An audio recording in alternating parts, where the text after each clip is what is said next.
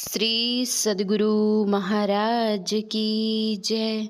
शांति संदेश अप्रैल 2018 ईस्वी से संत सद्गुरु महर्षि संत सेवी परमहंस जी महाराज का यह प्रवचन महर्षि में ही आश्रम कुप्पा घाट भागलपुर में दिनांक 2/4/2006 ईस्वी को अपराह्न कालीन सत्संग में हुआ था। संपादक: जब हम लोग जगे रहते हैं तो संतों की दृष्टि में सोए रहते हैं। हम जानते हैं कि हमारी पत्नी है, हमारे पति हैं, हमारे पुत्र हैं, हमारी संपत्ति है, हमारा कुटुंब है, हमारा परिवार है।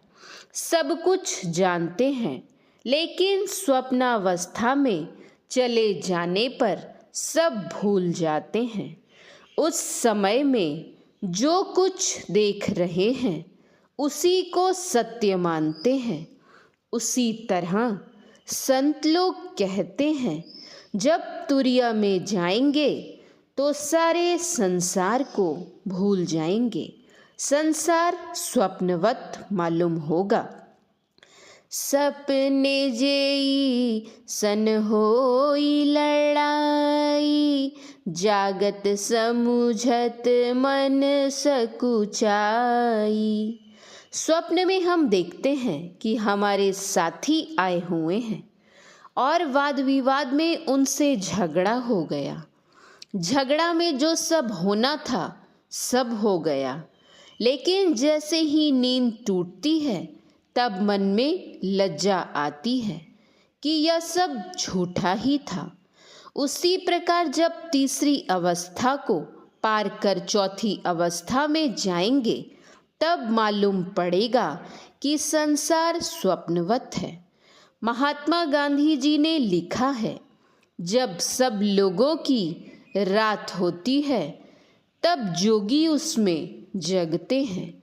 जो साधक होते हैं वे सवेरे ही खा पी लेते हैं और रात में जगकर ध्यान करते हैं।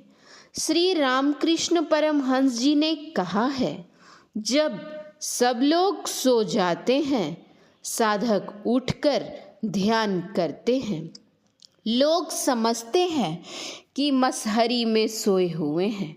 गोस्वामी तुलसीदास जी ने कहा है, यही जग जामिनी जागहि जोगी, परमारथी प्रपंच वियोगी। जो जोगी होते हैं वे संसार रूपी रात्रि में जगे रहते हैं और वे प्रपंच त्यागी होते हैं। प्रपंच ही माया है। माया कहाँ तक है? गो गोचर जहाँ लगी मन जाई, सो सब माया जानहु भाई। रामचरितमानस। इंद्रियों से जो कुछ भी हम ग्रहण करते हैं, मन जहाँ तक जाता है और मन से जो कुछ ग्रहण करते हैं सब माया ही माया है। सब विषय ही विषय है। स्थूल विषय, सूक्ष्म विषय, सूक्ष्मतर विषय और सूक्ष्मतम विषय, इन सबको पार करके जाने पर ही अज्ञान की नींद खुलेगी और असली जगना होगा। विषयों से जगने का आरंभ आज्ञा चक्र से होता है। जैसे हम सोए हुए हैं, कोई उठाता है तो उठकर बैठ जाते हैं, उठने के बाद भी ऊँघते हैं, पूरी तरह जगे हुए नहीं हैं। उसी तरह तुरिया में जाने पर भी मोहावरण बिल्कुल हटता नहीं है। जैसे जैसे साधना में आगे बढ़ते जाते हैं वैसे वैसे मोह समाप्त होता जाता है। गोस्वामी तुलसीदास जी ने कहा है, चौथ चारि परिहरहु, बुद्धि मन चित्त अहंकार, विमल विचार परम पद, निज सुख सहज उदार। जहाँ तक मन बुद्धि चित्त और अहंकार हैं सबको छोड़िए। जब तक ये रहेंगे तब तक मोह दूर नहीं होगा।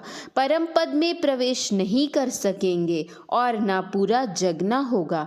इसलिए गोस्वामी तुलसीदास जी ने कहा है, जागू जागू जीव जड़, जो है जग जामिनी, देह गेह नेह जानी, जैसे घन दामिनी, सोवत सपने हूँ सहे, संस्कृति संताप रे, बुढ़ियो मृगवारी खायो, जेवरी को सांप रे, सुभग सेज सोवई अब सपने, वारिधि बूढ़त भय लागे, कोटिन नाव ना पार तरे तह, जब लग आप न जागे।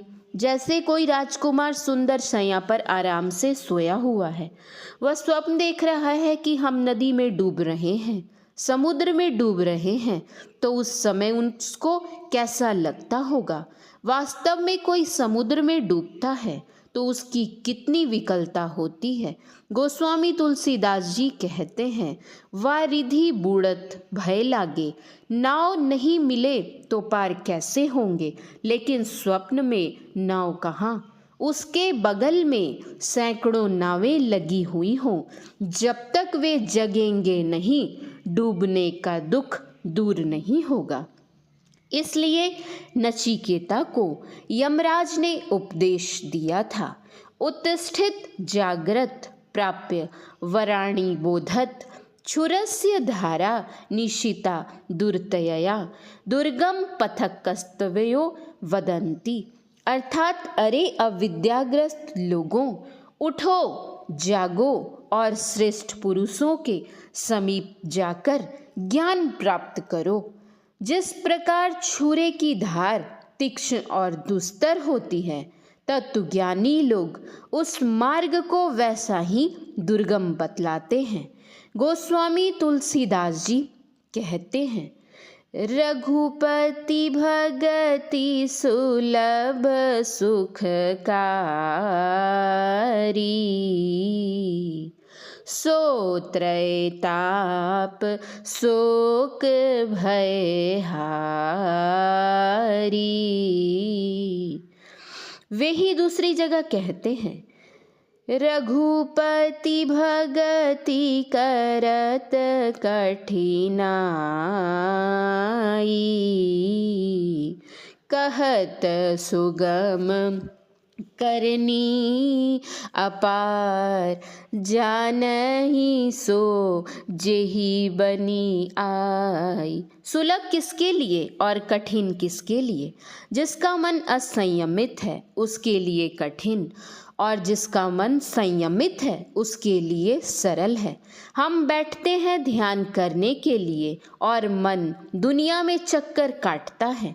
शरीर तो एक कोठरी के अंदर है, लेकिन मन उस कोठरी के दीवार को पार कर चक्कर काटता रहता है। भक्ति को कठिन कहकर छोड़ देना ठीक नहीं है। गोस्वामी तुलसीदास जी ने कहा है, घबराने की बात नहीं है, अभ्यास करो सरल होगा। जो जेहि कला कुशलता कह, सो सुलभ सदा सुखकारी। सफरी सन्मुख जल प्रवाह, सुर सरी बहई गज भारी। जो जिस कला में कुशल हो जाता है उसके लिए वह सुलभ हो जाता है। जब तक कुशल नहीं हुए हैं तब तक कठिनाई होती है। बहुत वर्ष पहले की बात है। उन दिनों गुरु महाराज के साथ एक रसोइया और दूसरा मैं रहता था। हम तीनों के अतिरिक्त साथ में कोई नहीं रहते थे। संयोगवश जो रसोई बनाने वाला था वह बीमार पड़ गया। तब गुरु महाराज की रसोई मैं बनाता था। एक बार सत्संग कार्यक्रम में हम लोग सैदाबाद गए थे। वहाँ भारत नेपाल का बॉर्डर है। वहाँ के सत्संग मंदिर में हम लोग ठहरे थे। वहाँ के प्रेमी सत्संगियों ने कहा कि आज हम लोग गुरु महाराज को भोजन खीर पूड़ी खिलाना चाहते हैं। रसोइया तो बीमार था। मैं अपने से रसोई बनाना शुरू किया। मुझे पूड़ियाँ बनाना आता नहीं था, लेकिन कभी कभी चौका में जाकर देखता था कि रसोइया भोजन कैसे बनाता है। उस दिन मैंने कोशिश करके खीर बनाई, सब्जियां बनाई और आटा गूंद लिया। जब पूड़ी बनाने का समय आया तो कढ़ाई में घी डाल दिया। घी कड़कने लग गया। अब कढ़ाई में पूड़ी डालनी है तो वहाँ पर बुद्धि काम ही नहीं कर रही थी कि घी में कैसे डालें। सोचने लगा, दूर से रखेंगे तो घी छिटक कर हाथ में लग जाएगा। दूर से डालना ठीक नहीं है। कढ़ाई में सटा कर डालेंगे तो अंगुली ही जल जाएगी। अंततः मैंने कढ़ाई में पूड़ी डाली तो उंगली घी में पड़कर जल गई। अब उंगली जलने से मुझे बहुत कष्ट होने लगा। यह देखकर लोगों ने गुरु महाराज से जाकर बात कही। गुरु महाराज बोले, कोई बात नहीं है, कहिए उंगली को आग में सेकेंगे। यह बात सुनकर मेरे मन में हुआ कि एक तो उंगली घी में जली है और ऊपर से आग में सेकने के लिए कहते हैं, पर गुरु आदेश का पालन अनिवार्य था। मैंने सेक दिया। ठीक ही जब आग में सेका तो घाव नहीं हुआ। चमड़ा जितना जला था कुछ दिनों में सूख कर झड़ गया। श्री सद्गुरु महाराज की जय। सद्गुरु महर्षि संत सेवी परमहंस जी महाराज के प्रवचन का अंश पढ़ा गया है। श्री सद्गुरु महाराज की जय।